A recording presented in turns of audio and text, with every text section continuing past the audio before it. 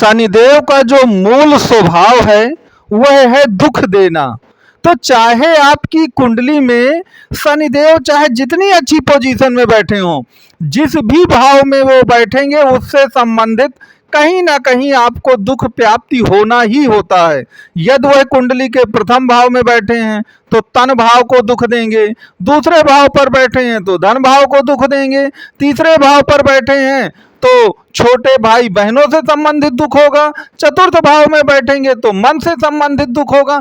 लेकिन दुख जो है वह शुरुआती चरण में 100% मिलता है, क्योंकि शनिदेव को भी अपने शुरुआती जीवन में बहुत ही संघर्ष और दुख झेलने पड़े थे। तो आखिरकार ये जो दशहरा आ रहा है, दशहरा विजयादशमी से जो शनि का प्रकोप है वो क्यों खत्म होगा, उसका लॉजिक समझिए कि शनि का प्रकोप जो है आपके जीवन में क्यों खत्म होने जा रहा है।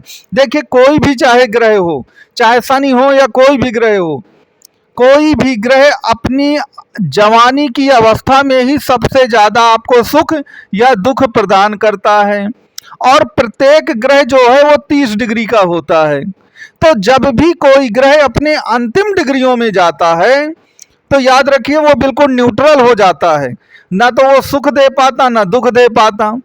अब जब शनि की हम बात करेंगे कि शनि का प्रकोप क्यों खत्म हो रहा है, क्योंकि शनि को oldest planet of the earth कहते हैं, सबसे बूढ़ा ग्रह है, और सबसे ज्यादा उम्र में सफलता अगर किसी ने पाई है तो वह आपके शनिदेव महाराज ने ही पाई है। तो आप यहीं से लगा लीजिए अर्थ कि वैसे तो कहा जाता है कि कोई ग्रह सबसे ज्यादा प्रतिफल कब देता है, जब वो 10 डिग्री से 22 डिग्री का होता है।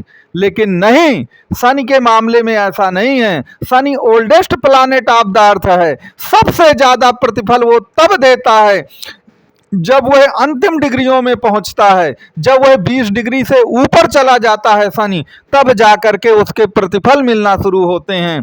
दुर्भाग्य की बात यह रही कि जब जून से शनिदेव जो हैं बकरी हो गए 29 जून से, तो याद रखिए वह थे 25 डिग्री के 29 जून को, लेकिन बकरी होते होते होते होते होते इस समय वह 20 डिग्री में एक प्रकार से गोचर कर रहे हैं, क्योंकि बकरी होने से वह 25 डिग्री से 24 डिग्री, 23 डिग्री, 22 डिग्री, 21 डिग्री की ओर जाने लगे।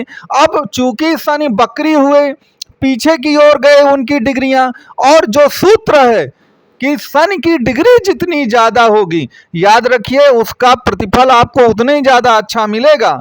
अगर शनि की डिग्रियां बहुत कम हैं, शनि युवावस्था में बैठे हैं आपकी कुंडली में 10 से 20 डिग्री के बीच में, तो याद रखिए फिर उससे मिलने वाला कष्ट भी बहुत ज्यादा होता है। तो अब समझ लीजिए कि इस समय शनिदेव जो हैं वो लगभग आपके 21-22 डिग्री के चल रहे हैं, और 15 नवंबर तक वह 18 डिग्री में आ जाएंगे। तो कहने का तात्पर्य मेरे ये है कि डिग्रियां का ही पूरा खेल है। शनिदेव की डिग्रियां अब जैसे ही बढ़ते चली जाएंगी आपके अक्टूबर नवंबर से, तो आप मान लीजिएगा कि आपको 100% लाभ मिलना है। आप अपनी अपनी कुंडलियां खोलिए और कुंडली खोलकर उसमें एक सूत्र को अप्लाई करिए, और वह सूत्र क्या है? वह सूत्र यह है कि आपकी कुंडली में अगर आपके शनिदेव 18 डिग्री से ऊपर के बैठे हैं, तो याद रखिए 18 से 22 डिग्री, 23 डिग्री आपके लिए अति उत्तम होगा। क्यों उत्तम होगा? क्योंकि गोचर में वो कुंभ राशि में, अपनी ही राशि में बैठे हैं। तो अगर वह कम डिग्रियों के साथ कुंभ में बैठे हैं तो आपके लिए उत्तम होगा। अगर वह 23 डिग्री से लेकर 29 डिग्री तक के बैठे हैं, आप देखिएगा अपनी कुंडली को, तो वह मध्यम कोटि का आपको लाभ जरूर देंगे। और सबसे कम लाभ कब देंगे? जब वह आपकी कुंडली में 0 से लेकर 10 डिग्री तक बैठे हैं, क्योंकि शनि को शुरू में बहुत ज्यादा संघर्ष करना पड़ा। तो अगर आपकी कुंडली में शनि की डिग्रियां 0 से 10 तक की हैं तो वो बहुत कम है। शनि मैच्योर नहीं है वहां पर, और शनि का बहुत ज्यादा उस पर लाभ नहीं मिलना है। शनि का सबसे ज्यादा लाभ तब मिलेगा जिनकी कुंडलियों में शनि की डिग्रियां ज्यादा हैं। अब आप कहेंगे कि हमने तो पढ़ा था कि 4 अवस्थाएं होती हैं, बाल्यकाल, बचपना, जवानी, बुढ़ापा।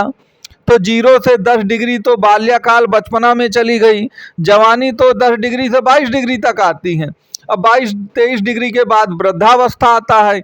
लेकिन आप यहाँ पर मूल कॉन्सेप्ट को समझिए कि वृद्धावस्था क्या है। ओल्डेस्ट प्लैनेट कहते हैं, वृद्ध ग्रह कहते हैं शनि को।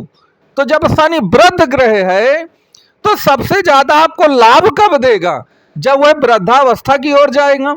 मेरा यही तो कहना है कि शनि इस समय 22 डिग्री के करीब चल रहे हैं, तो शनि चूंकि वृद्धावस्था की ओर जा रहे हैं तो अब जाकर के आपको शनि का सबसे ज्यादा लाभ मिलेगा। आप लॉजिक को समझिए, आप हर लॉजिक को एक ही साथ सब में मत अप्लाई करिए।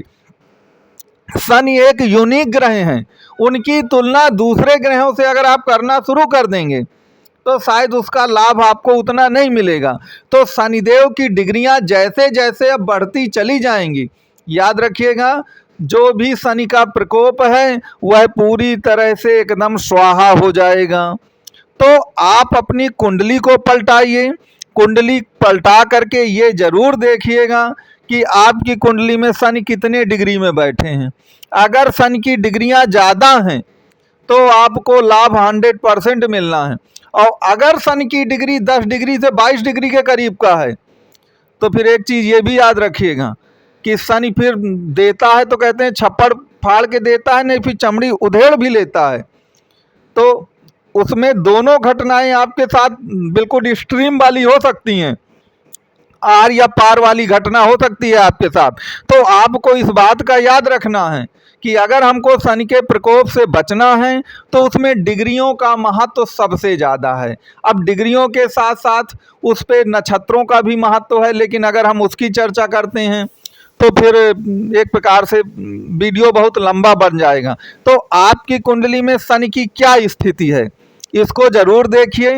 शनि किस नक्षत्र में बैठा है, उसकी डिग्री कितनी है, नवांश या शतमांश कुंडली में शनि की क्या स्थिति है, इसको जरूर देखिएगा। आपको अगर फिर भी कुछ चीज़ें कठिन लग रही हैं तो नंबर दिया गया है, आप कुंडली का कोई भी कंसल्ट करना चाहें तो दिए गए नंबर पे आप कॉल व्हाट्सअप जो है ये आप ज़रूर करिए, और निश्चित तौर पर आपके जो भी प्रश्न होंगे उनका जवाब दिया जाएगा। तो मित्रों, अंत में आप कमेंट बॉक्स में ये ज़रूर बताने की कृपा करिएगा कि आपको ये वीडियो कैसा लगा, और आगे चल करके आप मकर राशि के आखिरकार किन टॉपिकों पर वीडियो देखना चाहते हैं। तो जिन टॉपिकों पर आप वीडियो देखना चाहते हो उन्हें मेरे दिए गए व्हाट्सअप नंबर पे या आप यूट्यूब के कमेंट बॉक्स पर ज़रूर लिखिएगा, और आपके जितने भी प्रश्न हैं उन सब के उत्तर उस टॉपिक पर वीडियो दिए जाएंगे।